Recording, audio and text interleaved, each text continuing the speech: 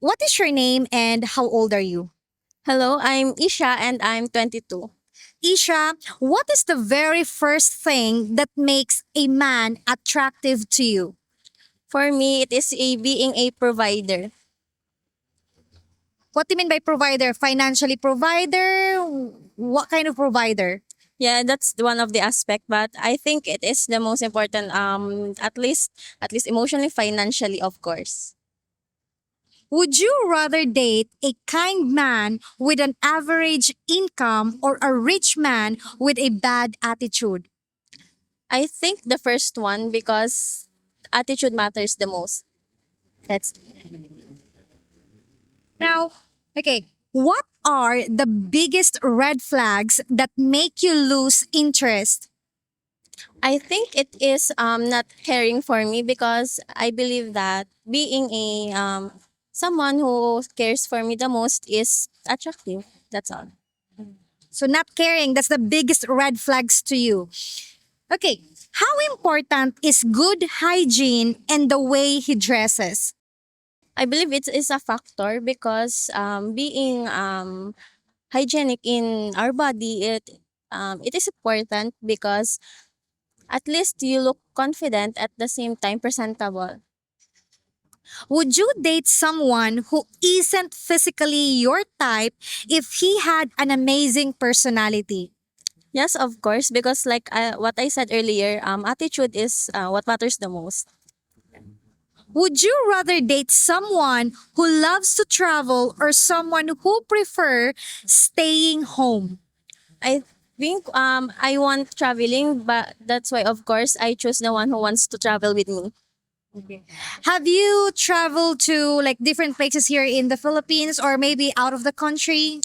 Not yet in the Philippines, but here in our place, of course. But I'm hoping soon I will. Would you date a man who already has children? No, because I think family and children is another thing after marriage, of course. So you're not gonna date someone who has children? Yes, I think I can do considerations, of course, but I think it's a no from ano right now. What if he has a child, but he has the good personality, like he cares about you? I think I can do a considerations, but we can talk about that. Are you someone who wants to have children in the future? Yes, of course, but I'm not considering it right now. But who knows? We can we can do it right soon, like that. Okay. Okay. You are 22, right? Still in college or you're graduate? I'm already graduated, major in finance. So you're working now. Yes, of course. May we know what is your job if it's okay? I'm currently in accounting office in here in our place. What is your ideal first date? I think my ideal first date is somewhere in account places, of course, and full of flowers because I want flowers. What are your names and ages? Donna, 23. My name is Mira and I am 24 years old. What is the very first thing that makes a man attractive to you? I think for me, good character and good looking is an advantage. For me, the first thing that most attractive for men is that he had a God-fearing and of course good character also. And I am not looking uh, for the outside look like handsome or like that. I am more on personality and if he is a God-fearing, I am for me he is attractive. You both mentioned good character. What do you mean by good character? I think I know. For me, good character, this, yung Someone. someone that is doing something to me that can make me feel comfortable. Okay. Like, for example, what? Um, my Like make you feel comfortable. Like what do you mean? Like how to make you feel comfortable? They feel they he's here when I'm sad or I feel empty like that. Okay, like supportive. Yes. And how about you? Good character means Character means a kind person and family-oriented, a good provider, like that. would you rather date a kind man with an average income or a rich man with a bad attitude? I will rather date with kind but average income because for me income is just part of our life, but it is not a necessity for a long-term relationship because attitude and good character is most important than money. I would rather date a kind person with an average income because for now, as modernized times, so we need to be practical. You know the second choice, what is that? Rich man with a bad attitude. You said practical. So rich man, that means he can give you whatever you need, like especially financially. No, kind but average income. That's it. I don't look. I didn't look on income of a person. I look on its character, on how he treat me, how good he treat me. What are your thoughts about Filipinas women, Filipinas who are in a relationship with someone who is rich but with bad attitude? For me, my opinion about those women, maybe they are just practical women, and we have different tastes in men. And for me, I respect what their choices, but my advice for them is it is not very important to have a lot of money if you are treated by your man with a bad treated you what do we call this? Parang yung minamaltratong ano? Mistreated? Yeah, mistreated by a man.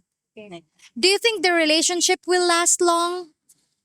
I think no, because um, for me, in my opinion, even if he is rich or they will give the what you need or what you want.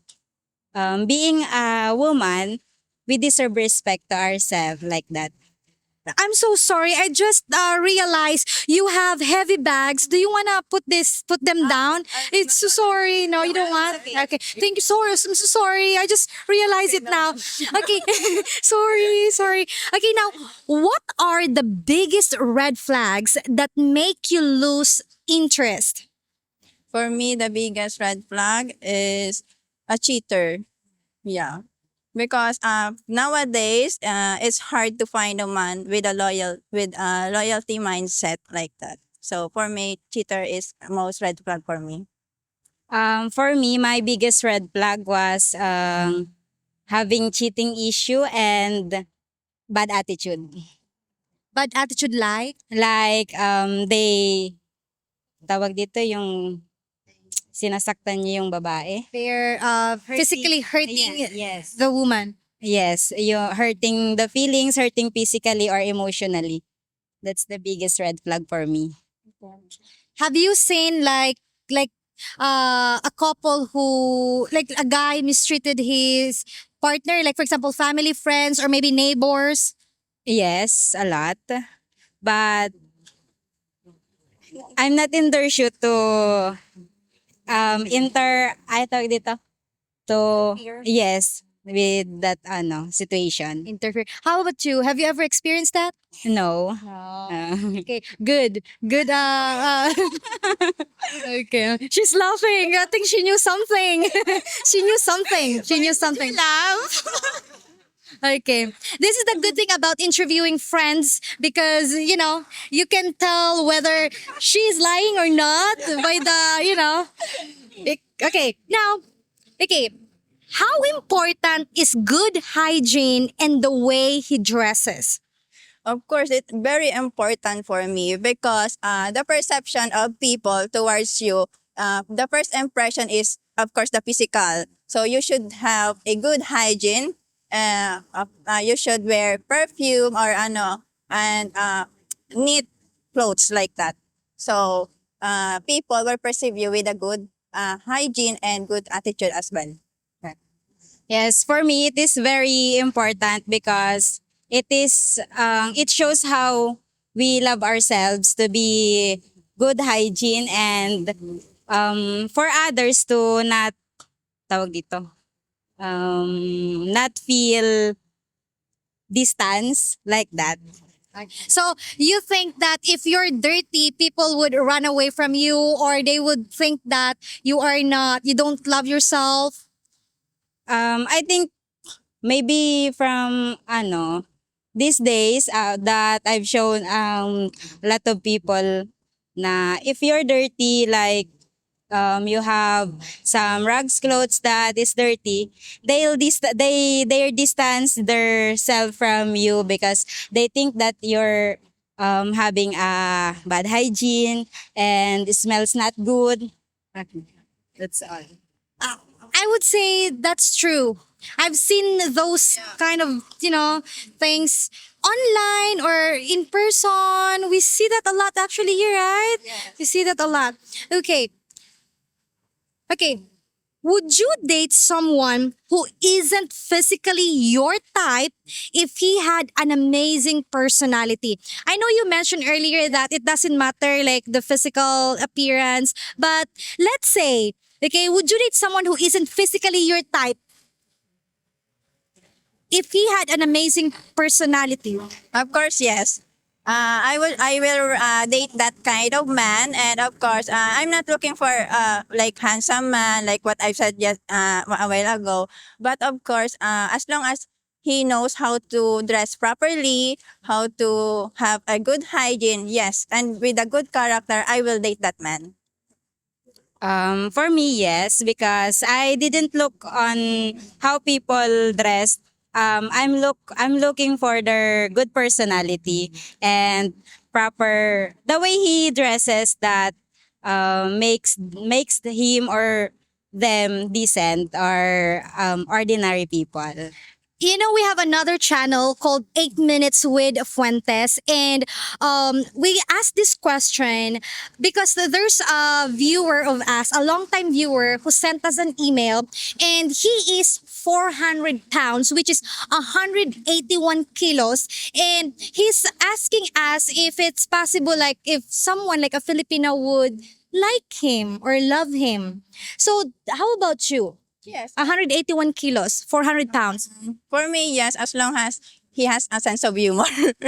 Yeah, like that. Because we Filipina, we love with a man with a sense of humor. How about you? Yes, for me, as long as he has a good attitude and he will communicate with me in a good way. Now, would you rather date someone who loves to travel or someone who prefers staying home? Well, as a woman with I am personally I am an adventurous person, so I rather date a man who loves traveling. Yes, I'd rather date a man who love adventures because I love adventures too. So, both of you, have you been to different places here in the Philippines or out of the country? In Philippines. Okay. Here in Bicol. Oh, Bicol. Places in Bicol. There's so many beautiful places in Bicol. Like, for example, Caramuan, in Albay, the Mayon volcano. So many beautiful places. Okay, last question. Would you date a man who already has children? Mm. For me, yes, because I do not look for their background. I look for their as I've said a while ago, I look for their good character. Even if he has a children, I would love their child as my own. Okay.